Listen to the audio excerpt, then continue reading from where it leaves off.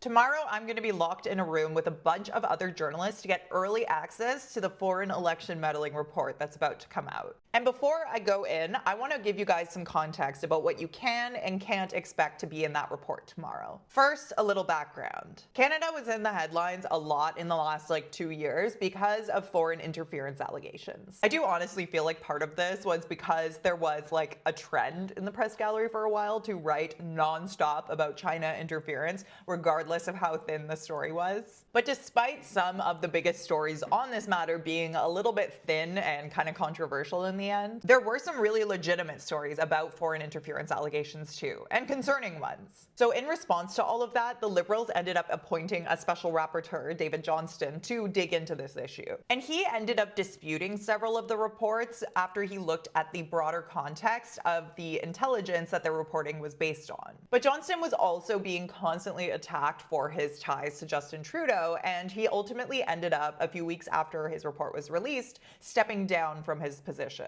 He basically said that because of all of that uproar, things had become a bit too tainted for him to be able to continue. So then, in September of 2023, the public inquiry into foreign interference was launched, and Justice Marie-Josée Hogue was appointed its commissioner. And she's already released an interim report based on this inquiry that created quite a stir. Because while she said that foreign interference did not impact who actually ended up forming government, she said there were some troubling events. She did acknowledge it was possible that a small number of ridings were impacted by foreign interference, but she also said that she can't say that with certainty. But she said that the greatest harm that Canada has suffered as a result of foreign interference is that, quote, Canadians have now reduced trust in Canada's democratic process. So that's something to keep in mind as we talk about all of this. Don't undersell the foreign interference risk and the reality of it, but also if we trump up foreign interference allegations, we're kind of doing the bidding of foreign adversaries by reducing trust in our democratic institutions, which overall have remained largely unaffected, and certainly the electoral results remained unaffected by any foreign interference. Basically, things are still working how they're supposed to.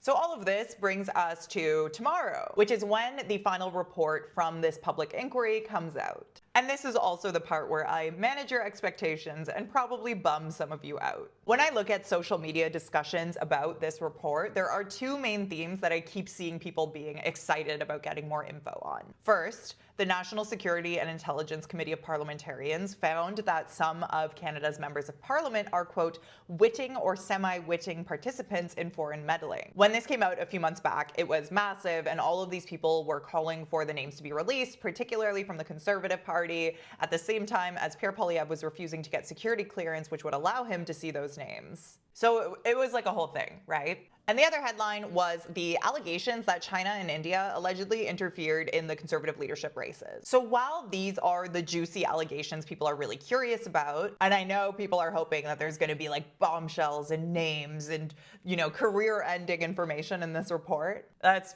probably not going to happen. Because Justice Hogue has already confirmed she will not be publicly identifying any parliamentarians suspected of aiding foreign interference efforts. And before you get outraged about that, there are very good reasons for this. Classified intelligence isn't like a court of law, and some of it can't be made public without jeopardizing national security. That means that if people's names were released, they wouldn't be able to defend themselves, because there's a very good chance they wouldn't even be able to talk about what they were accused of or the circumstances surrounding it, because it might be classified. So if there's something wrong in that report or there's surrounding context that could explain it, they can't correct it, and their names will be dragged through the mud regardless. So not great.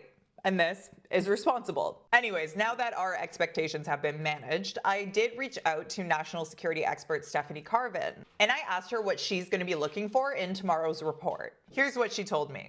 First, clarity. Second, recommendations. And third, affected communities. For clarity, she wants to know this. Quote, the NSICOP report that was released in June of last year indicated that there are 6 MPs who are wittingly or unwittingly involved in some kind of foreign interference activities. The government pushed back on this, suggesting that they disagreed with the interpretation of intelligence by NSICOP. So what is the truth? Given the gravity of the allegations, Canadians deserve answers. As for the recommendations, Carvin wants to know the following. Quote, with the publication of the final PI-FI report, that's this one, we will have had 6 reports into foreign interference. Every report has noted problems in our national security systems. Foreign interference is not so much a problem of law, it is a problem of capacity to deal with it. What will Justice Hogue recommend? What will she say about the RCMP and CSIS? But also how policymakers are briefed and how they understand intelligence. And the last thing Carvin wanted to know was about the affected communities. Quote, "For far too long, we have not seen foreign interference as a Canadian problem. We ignored it, think that it was an issue from over there, refusing to see that the victims are our neighbors. What will their reaction be to the report? And will they feel any sense of justice or hope in its findings?" These are all great questions from Carvin. And hopefully tomorrow we'll have some answers. I'll be in the lockup, but I have no idea how easy it'll be to film in that kind of space. So I will do my best to get a video up as soon as I can. Given the early access, I'm gonna get to the report's findings. But hopefully, thanks to this video, you're also feeling better prepared to engage with any coverage you see on the report. And as a